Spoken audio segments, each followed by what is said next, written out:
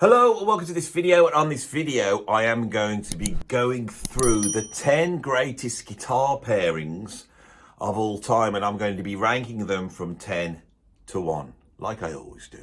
Okay, so recently I did a video on power trios. So I'll try and say that properly. Third time I might have said it right. Power trios. Okay, great, we're up and going. It was very interesting, this, because a lot of the early classic rock bands like Led Zeppelin and Deep Purple and Black Sabbath, although they weren't power trios, they featured one guitar player. It's very interesting, this is. Now, towards the mid-70s, this idea of two guitar players started to emerge, really off the back of heavy rock turning into heavy metal, because the style started to get heavier.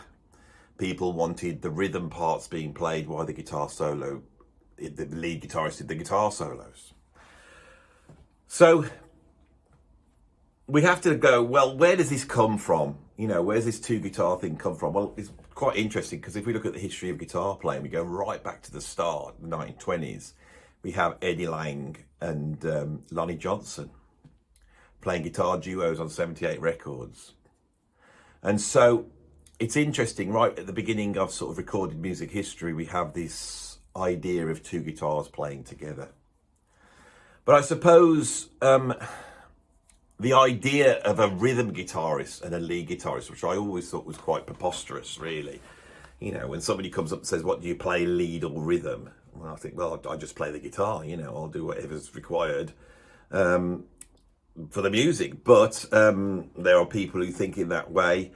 And I suppose I would class myself as a lead guitarist. I'm not very good at rhythm guitar. So there's this idea. You got one guy in the band that's playing the rhythm, one guy in the band that's playing the lead. Now, this really comes out of, I think, two bands, doesn't it? Let's start with the Beatles and, of course, the Rolling Stones. And that's the first pairing that I have. On my list at number 10, I've got Keith Richards and who are we going to put there? But before I decide which one we're going to put in, because I haven't decided yet, some of you might be shouting, how can you put Keith Richards and whoever it would be, Brian Jones or Mick Taylor or Ron Wood, how can you put them at number 10? That is your classic guitar pairing, really. That's where it is. That's iconic.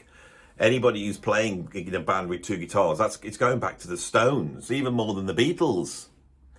I've never been a huge fan of the Stones. I think they did so much for music in the 60s. And that era had Brian Jones on guitar. And I think my gut feeling is to go for that, because I think artistically, with the Stones, that's where the stuff is the most important stuff is from the 1960s. I think once they got into the 1970s, you get a few classic albums, and then they sort of fall into almost like a parody of themselves. You know, it becomes the Stones, you know, sort of a gutsy riffs, lots of standing with your legs far apart, you know, lots of slouching. And I've never been a fan of it, to be honest. In the 1960s, they're doing some incredible stuff. Now, of the three guitarists paired with Keith Richards, Brian Jones is probably the weakest guitar player, but Brian Jones seemed to have a creative drive that pushed them to go outside of their remit, of go beyond what we would expect them to do. There's a lot of really interesting tracks from that era. When Brian Jones died, I think in 1969, no expert on the Stones, but I think that's when it was, they bring in Mick Taylor, who was a virtuoso blues guitarist, and they record some stuff which is some of my favourite Stones. I think if I was going to plump for one Stones track, the one Stones track I loved when I was a kid was It's Only Rock and Roll, But I Like It. I had a video of them in some tent jumping around. I think one of them was dressed like a sailor, and loads of foam comes in and they jump around in the foam, and I really loved that track. I thought it was great. I've gone on to say that, you know, the follow-up Exile on Main Street, never been an album I don't get it. And by the time Ron Wood joins, who is a stronger guitarist than Brian Jones, it sort of settles into almost like 50 years of the same, really. So it's not going to be Ron Wood. There's a tendency, because I like the sort of chop side, because Mick Taylor's probably up until having Steve Jordan and Darryl Jones in the band now, he was probably the best musician they ever had in the band. But I think I'm going to go for the Brian Jones lineup. I think that's what I'm going to have at number 10 is Keith Richard and Brian Jones. That's what we're going to kick off, and we're going to use them as the sort of base. They're the groundworks which are going to build this list on. So all these people, I suppose, well, not all of them, are building on that idea, aren't they? At number 9, I have Adrian Smith and Dave Murray from Iron Maiden. Okay, Iron Maiden are the band that represent the style of music that got me into music, which was a new wave of British heavy metal. These bands played faster, they played louder and more aggressive. And there was a need, I think, for there to be more guitar. Okay, now they're taking their lead from bands like the Scorpions, from Thin Lizzy, a whole host of bands that emerged in the mid-70s that had 2 guitar players.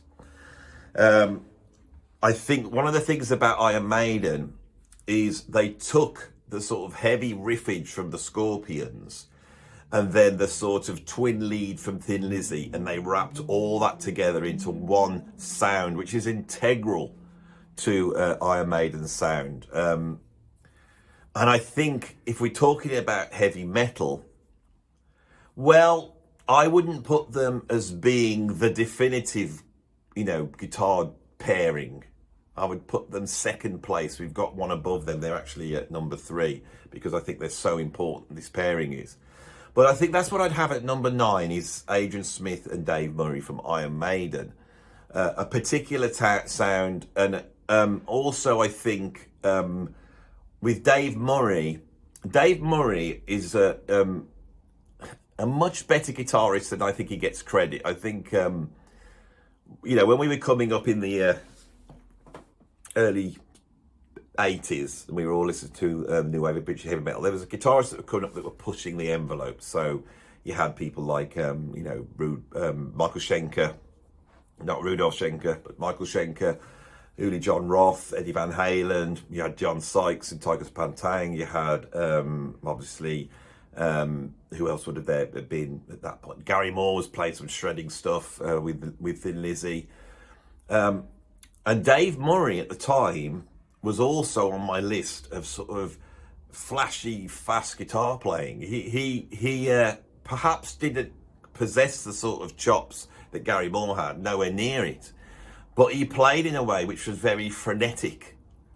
And so I think Dave Murray laid the groundwork for a certain approach to guitar solos that really then fed not only into heavy rock, heavy metal and thrash metal, but also into the sort of virtuoso guitar playing that we saw in the 80s. So that's who I'm going to go for at number 9 is Adrian Smith and Dave Murray. At number 8, I've got a pairing which I didn't want to put in because there's a lot of bands where you've got a lead guitarist, so they're really good, they're the specialist, and then the singer also plays guitar. They're not particularly great, but they'll do a job. They'll do the job that needs to be done. I think this is really going back to almost like the Beatles with John Lennon, and George Harrison. But with this band, we have one of the greatest singers, perhaps the greatest rock singer of all time, also playing guitar. And 2 guitarists that are actually, I would say, although they're very different, are very able. The band I'm thinking about is Soundgarden. And the lead guitarist in Soundgarden is Kim Thayil. And the other guitar was played by the great Chris Cornell. Now, it's quite interesting if you look at the recent video that Rick Beato put out where they look at Black Hole Sun, is a lot of the heavy lifting on Black Hole Sun is coming from Chris Cornell. The writing of the parts, the playing of the arpeggios, the construction of the harmonic movements, and even the slide bits. So because when I first heard Black Hole Sun, and this is really one of the greatest rock songs ever written, I'd probably say it could be the greatest rock song ever written. When we look at what is happening at the beginning of Black Hole Sun, you get that arpeggiated guitar that is played on a down-tuned detuning guitar, and over the top of that you have this slide, and I just assumed that would be Kim Thayil doing the slide and Chris Cornell playing the arpeggios, but it's apparent now, you know, watching that interview with Kim Thayil, that Chris Cornell played both. Kim Thayil's genius was actually playing to his weaknesses. He is not a blazing technical guitarist. He's much more abstract and noisy and avant-garde. And so Chris Cornell had to supply something that was more ethereal, more delicate in a way. Chris Cornell's big influences, of course, were basically the Beatles.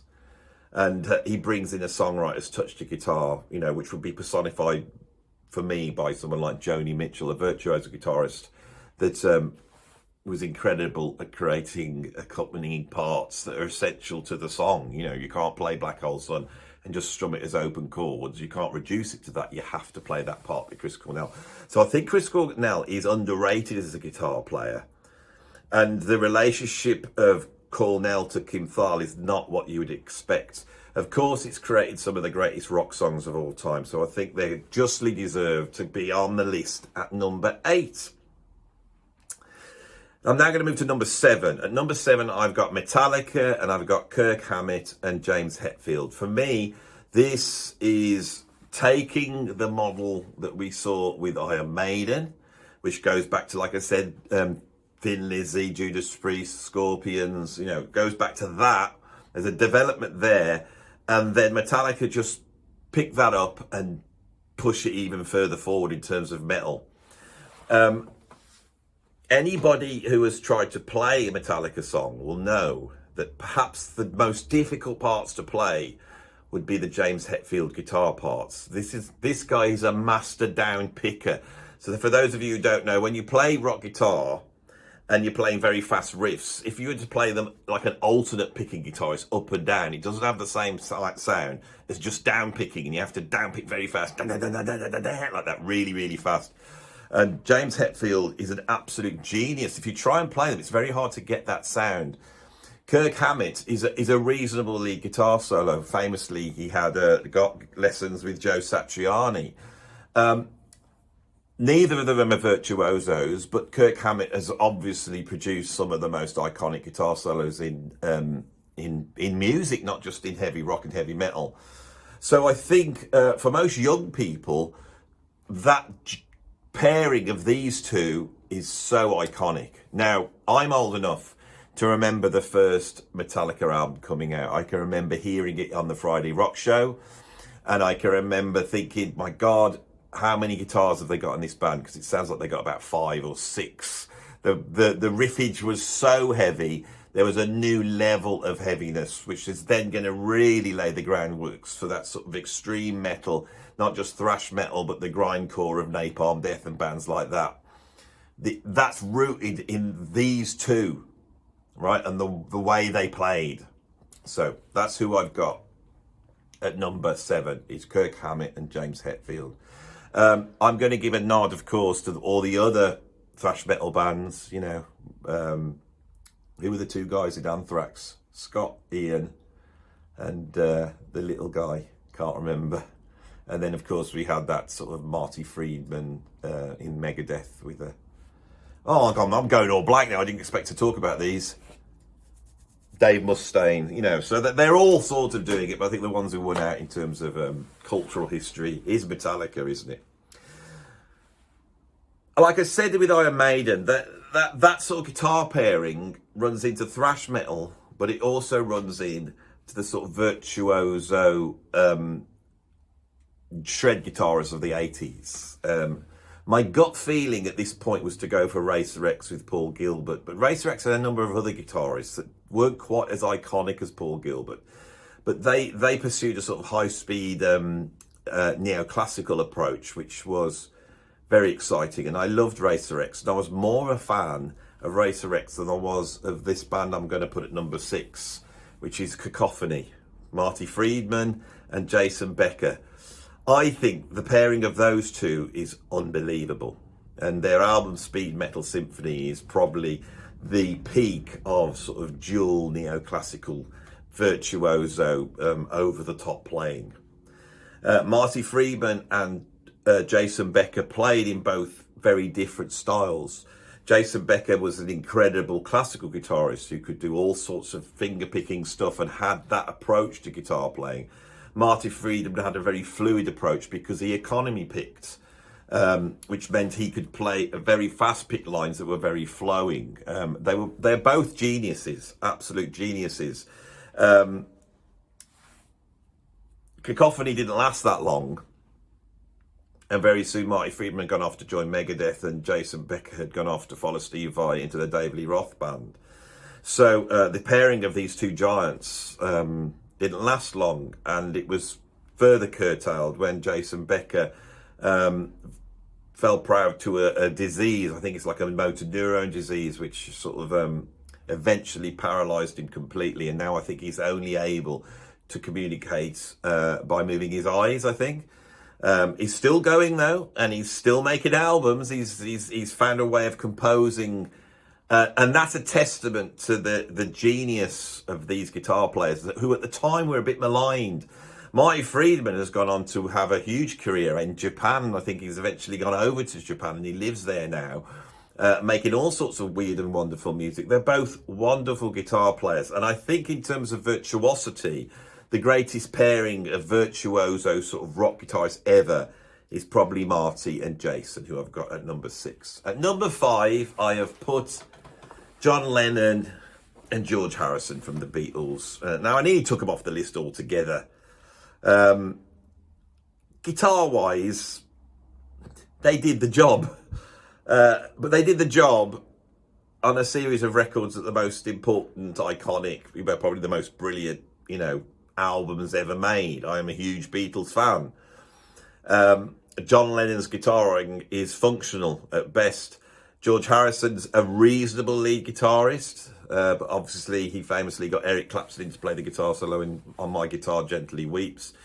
They're not fantastic guitar players. What they do have is a really great knowledge of, rhythm and blues, the sort of the skiffle approach to American folk music and rock and roll, and they know that stuff really well. And when the Peter Jackson film came out, Get Back, where they'd gone back to sort of the Let It Be sessions, where the Beatles were trying to hold themselves together by going back to what they did best and playing as a band together, you can watch them jamming all sorts of stuff out. And the thing that's very impressive with the Beatles is, although they're not technical virtuosos, their ability to lay something down that sounds like a record that's going to sell 1 million copies is unfathomable.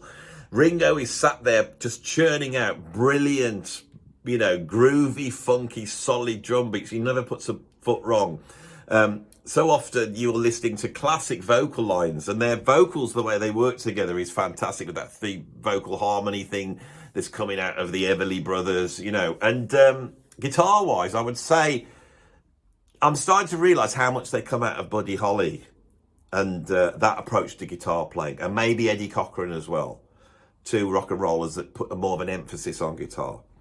I don't know what much more I can say about them. It's probably my bias that I put them so high on the list. And maybe this is where Keith Richards and Brian Jones should be up at this level. But what you're seeing is my bias, without a doubt. And as I see the list in front of me, I'm questioning it a little bit. So it's probably best to move on. We can have a discussion about it in the comments, and I will probably admit that I got this wrong. The trouble with this list is that there's an argument for putting Keith Richards and Brian Jones at the top, then John Lennon and George, because those are the two iconic guitar duos, Anyway, at number 4, which is pretty high up on the list, I have a progressive rock guitar duo. Now, I really racked my brain for guitar duos from the jazz rock world or guitar duos from the prog world. Now, in the jazz rock world, every now and then you'll get a Pat Metheny, a John Scofield, or a Bill Frisell and a John Scofield. Usually John Scofield. He seems to like playing with other guitar players. You'll get a pairing like that. So yeah, there's like the album Schofield and Matheny made I Can See Your House From Here. Brilliant, absolutely brilliant. Brilliant to hear two masters working together, but they're one-offs, aren't they? There's no fusion band I can think of that's got two guitar players where it really matters. And the same's true of prog. You would have thought that it would have happened. Of course, there's a few singers that strum an acoustic guitar now and then. You know, Ian Anderson, John Anderson, there's a little bit of guitar playing coming from there. But on the whole, there's nothing iconic except for one band, which is so unbelievably iconic. And I would say this is possibly, in terms of two guitars in a band, this pairing has probably taken that concept out further than anybody else ever. And that is in King Crimson, in the 80s incarnation, where Robert Fripp brought in Adrian Belew.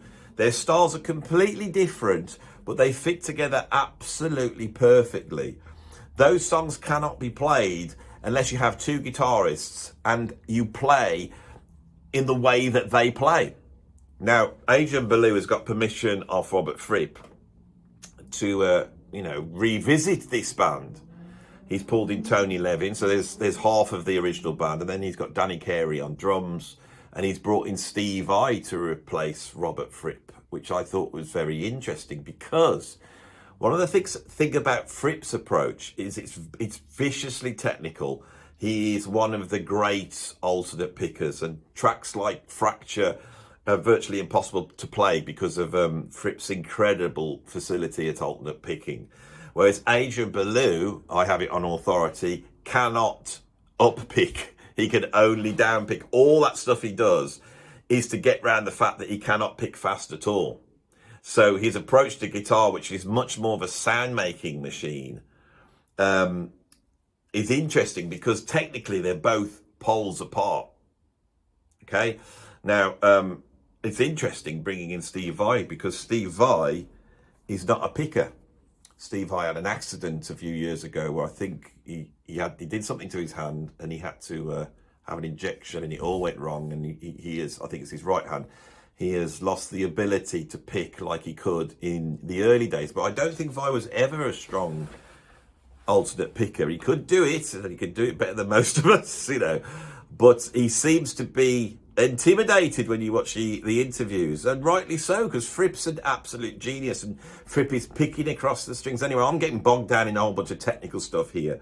With King Crimson, the use of guitar sounds, the use of guitar synths, and also the use of the Chapman stick from Tony Levin, which had guitar range strings on it as well, creates one of the greatest, melanges of guitar ever in the history of music, modern contemporary rock and pop music, right? So that's who I've got number 4, is Robert Fripp and Adrian Belew. At number 3, I have, now these last 3 to me are the iconic guitar pairings. This is what everything's made out of. So you know what I said about Iron Maiden? I think that the Adrian Smith, Dave Murray pairing is the second most important. Of course, the most important is Judas Priest, isn't it? I'll argue the Scorpions as well, but Judas Priest come out of a sort of that world of Deep Purple, Led Zeppelin, Black Sabbath. They're coming out of that. But they utilise the two guitars, not straight away on the first album, Rock and Roller. They're still exploring that sort of more classic rock. But by the second album, they start to bring in this two guitar approach, where riffs are doubled up, riffs are thickened up, and you also have a riffage going on behind the guitar solo.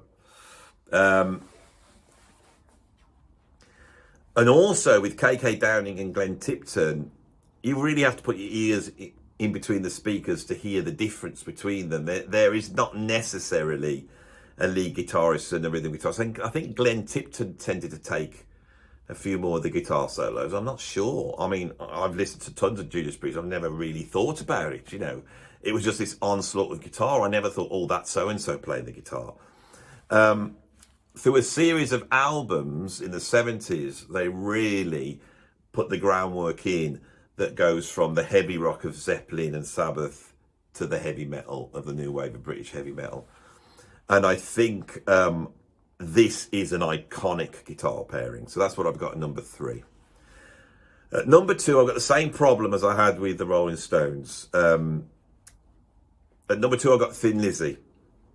I think if you were to say twin guitar lead, I think of Thin Lizzy. The amount of times I've been in a band and we're trying to arrange something and you've got 2 guitar players and they start to do something together and you go, oh my God, it sounds like Thin Lizzy. Now, Thin Lizzy didn't start off with having 2 guitarists. They had Eric Bell and they were like a power trio, really. But later on, after a few albums, they start to create their signature sound, which is Scott Gorham and Brian Robertson. Now, Brian Robertson is a fantastic lead guitarist. Scott Gorham, we always felt, was more of a rhythm guitarist. Now, later on, Brian Robertson, because they're all a bit off their heads in Thin Lizzy. There's a lot of drugs and drink going on, and Brian Robertson is basically kicked out at some point. And then they bring in Gary Moore, and Gary Moore is like one of the greatest guitarists that's ever lived, as far as I'm concerned. He had, what a mix that guy was. You know, he was an out-and-out rocker. He could go towards some Irish folk music. He got that lilt. He got the touch of the Rory Gallagher's about him. He got that in him.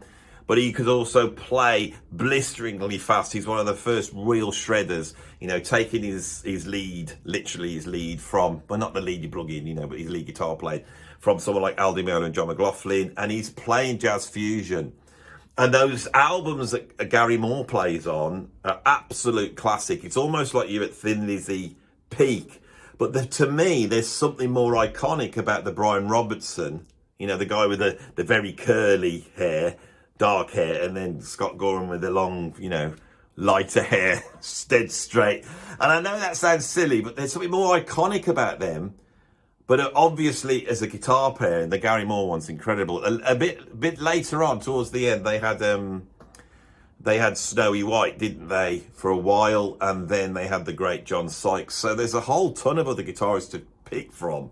Now, on my list, I've got Brian Robertson and Scott Gorham, but I don't know whether to go for Brian Robertson and Gary Moore. I don't know. Now, in 2004, Thin Lizzy reformed. And the lineup was John Sykes on lead guitar, and he was also singing, and he sounded really like Phil Lynott. It was quite impressive. Scott Gorham on the other guitar. I don't want to say rhythm guitar because that wasn't the case. They got the late great Michael Lee from Robert Plant's band on drums, and they had some guy, I'm sure he was from Twisted Sister or something like that, I can't remember. They got some guy on bass. Now, I'm going on my actual memory myself, because at the time I was playing in a blues rock band called Ian Parker, and we got booked on this tour. So Thin Lizzy had come back, they booked a British tour, and I opened up and we played all the dates right up and down, you know, right from the south all the way up to Scotland. You know, so we were travelling with these guys. The one thing I remember was how impressive Scott Gorham's lead guitar playing was. We were actually up on there, you know, on the side of the stage watching it. He was a damn fine lead guitarist as well. And you could see that was their strength, to have 2 great lead guitar players. The last gig we did was at the Renfrew Ferry in Glasgow. And this was an actual ferry.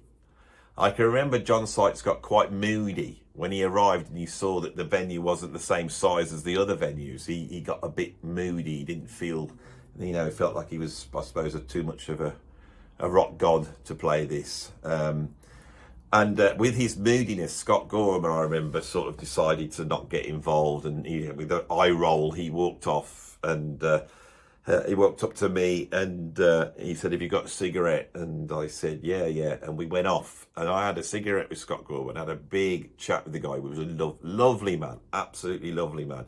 And on that last gig, I sort of bonded with them. You know, they'd been great with us, but we hadn't been friends. But on that last gig, we got sort of friendly. I knew Michael Lee because obviously Michael Lee had played in Page and Plant, and then I joined Robert Plant. And Michael had actually been a bit of a sort of, you know, obviously he'd been kicked out. Now, the thing with Page and Plant is, I'm going off on a tangent now. The thing with Page and Plant was they were going to do a third album after the Walking into Clarksdale. They were going to do a third album. They got a tour sorted out. Michael Lee and Jimmy had gone in and got the basic tracks done. So they sit down with Robert and say, look, what's happening? You know, what's going to happen? And Robert turned around and said, well, I don't want to do it. I want to do something else. And Robert walked out and basically picked up the phone and called me up and said, look, I'm going to form a little band, local band. Do you want to drum on it? So I sort of replaced Michael Lee, which must have miffed him. He was to be miffed by this, and I don't blame that. So he then sort of go, well, you know, who the hell they've got, you know, some local guy on drums, you know, I don't think he's very good and all this type of stuff. Why has he got this in for when you got like me and Jimmy and all that type of thing? And so we hook up onto this tour, and then, you know, Michael Lee saw me play, was very friendly, very complimentary about my playing. I think he realised I could sort of play the drums, you know, I wasn't, you know, just some busking pub drummer from, you know, Robert's local town, you know. I was all that. And then on this last gig, Michael Lee, who was a tall guy, he had this huge sort of chrome double bass drum kit with, I think, 26-inch bass drums. They may even been 28. They were huge. He was tall. And Mike said to me, do you want to have a go on the kit? So I jump on the sound check, I jump onto his kit, and it's incredible. You sat so high up, then these bass drums are up here, the toms up here, and I start playing and they're sound checking, and for about 2 or 3 minutes I jammed with the rest of the band, John Sykes, and I think John Sykes was having a bit of mood, so he wasn't really playing, but the bass player and Scott Gorham I jam with. So technically, and I say this to everybody, for 2 minutes I played in Thin Lizzy. I'm quite proud of that because I love Thin Lizzy. A few years later, Michael Lee, who was an epileptic, had an epileptic fit and died too young. My drum tech, Justin, was very good friends with Michael Lee, and he's got some incredible stories about that bloke. What a great drummer. He was such a great drummer. Anyway, I've gone off on a tangent here, and of course, we arrive at number 1. And you all know who it is, don't you? Who is it? Yes. It's Angus Young and Malcolm Young from ACDC. Now, I've spoken about ACDC quite a lot on this channel, and I could say that they are far more talented than people think, and that it's far more difficult to do ACDC than everybody thinks. And the way those two guitars work together is absolutely incredible. I can do all the stuff, but you can go and look at the old videos where I go through that. I'm going to tell you a different story. When I was playing with Robert Plant, another Robert Plant story, when I was playing with Robert Plant, we were playing in Holland. And this guy came along to see Robert, and he spent a few days with this. This happened all the time, these big, you know, rock agents or managers or whatever. Now, the guy that came to stay with us on this little trip was a guy called Phil Carson, who had been very involved in the sort of management, I think, of Led Zeppelin. He's quite a legendary guy. And Phil Carson was the guy that signed ACDC to Atlantic Records, all right? That was their worldwide sign. And so I ended up in a bar with him one night, and we started chatting, and I could tell he was very proud of signing ACDC, and he should have been. And the thing he said nobody wanted to sign this band because they had 2 guitars. And Phil Carson had actually turned round to ACDC. This is what he told me. No, I'm trying to remember back a long 25 years or so I hope this is right, but I have a dim memory. Through whatever we were drinking at the time, I have a memory of him saying to me that he tried to persuade ACDC to drop Malcolm Young and just have Angus. Angus was the star, and Angus is a damn fine lead guitarist. Angus can do more on lead guitar than he makes out. He can play all the fast stuff, he can play all over the place, but he's a rock and roller. He comes out of Chuck Berry, right? And he's an entertainer. That guy is incredible. And it's very easy to make the mistake that Phil Carson nearly made, perhaps, if my memory is right, in that, what's Malcolm doing? He's just playing open chords, isn't he? The key to that band is Malcolm Young. That is the genius for me. There are a few geniuses in rock music, I would say. Frank Zappa's a genius. I would say Malcolm Young is as well. He is able to do, with 3 chords, 3 open chords, he's able to create such iconic parts. How? I don't know. I don't know. And when I listen to ACDC and I listen to the first few albums, they haven't quite managed it. On Dirty Deeds Done Dirt Cheap, they start to get it, and then when they get to Let There Be Rock, it's suddenly they've discovered something. That's how I feel about ACDC. Those first albums are great, but by the time they get to the Let There Be Rock and then Power Rage and Highway to Hell and all that run of albums, it's absolute genius. And it's because the riffs are so iconic, but they support the songwriting, and the songwriting is incredibly strong. And this is all Malcolm Young. Now, if you go back to some of the early albums, you can hear Malcolm Young on a couple of them, and he does guitar solos. And I think Malcolm Young, who was Angus's older brother, he basically, I think, could do all that stuff as well, but they had to organise this band to make it work. And of course, Angus being so much younger, you know, and then them utilising the fact that, you know, they were so little that he was so young, and dressing him up in a schoolboy's outfit, which is one of the greatest, most iconic strokes of genius in rock music history. It's so anti-rock in a way. It's not like what Alice Cooper did or Hendrix did or, you know, Kiss did. It's the opposite of that. It's a little boy running around with a satchel, you know, demented. He provides a connection to us kids. You know, when I was like 13 years old and I just loved AC/DC, I looked at Angus and we worshipped him. I couldn't go and see Angus Young play. I was too young. My mum and dad wouldn't let me go. But one of the kids who was allowed to do more, he went to see AC/DC, I think in 1980. It was with Bon Scott, I think. It's maybe even 79, this kid had gone from my school. And I can remember him coming back to school and telling me about Angus, you know, on the shoulders of the road, he going around the thing, and he managed to push over, and he said he got no shirt on, and he put his arm around Angus. And I can remember as a sort of probably 11 or 12-year-old kid, I went, "Oh, what, you touched Angus Young?" He went, yeah. Was it a touch too much? I didn't say that. I wasn't clever enough to call it that. Did you put your arm around Angus Young? Yeah. What was it like? And he said, it was sweaty and spotty. And with that, I think I'm at the end of this video. I hope you enjoyed this, right? Talking about a lot of bands I'm not so well up on. I've tried my best here, but I got a few stories in. I don't know. I need to get back to talking about prog and jazz rock. I love normal rock music, but I'm not as knowledgeable. But I've tried my best, and I think I've come up with a list. If you've got any suggestions of people I've missed, and don't say Lynyrd Skynyrd, I thought of them, and I thought, now that's 3 guitars, really. And I don't want to go down that route. The Allman Brothers, without a doubt, there's 2 guitars there, incredible. Or Derek and the Dominoes, that's another one I thought was pretty iconic. Eric Clapton and Duane Allman, absolutely iconic. There's many of them. The Scorpions, like I said, I think they're pretty important.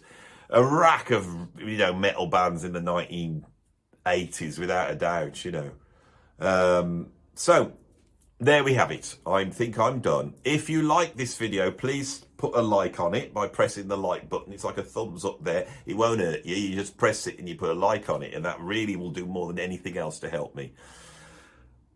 Then, once you've done that, if you want to subscribe, that's not going to cost you any money. It's not going to hurt you to subscribe, is it really, you know? And that'd be nice if you could subscribe. Go on, you know. Check that you are still subscribed. If you think you're subscribed, have a look now. I bet you it's gone off. I've been told this is what happens on YouTube. And if you want to support me in what I'm doing financially, there's 2 ways to do that. The first is to become a patron. Now, I am really involved with my patrons now. They are really supporting me on this YouTube channel. I think I'm pioneering something that is a community there. And this week, we've just put out this huge 3-hour video. It's 2 hours and 3/4, but you know, because I'm a bit anal retentive prog fan, I'm having to say 3 hours. It's a 3-hour video that looks at the top 30 progressive rock bands. It's an epic. No one's going to see it all the way through. And nobody is. It's like War and Peace. It's like the War and Peace of ranking videos. And that has been created with my patrons. So if you want to come in and get involved, please do. Right? You can become a free Patreon. right? And you'll get some stuff, but you won't get all the stuff that you will if you pay me the £5 a month, all right?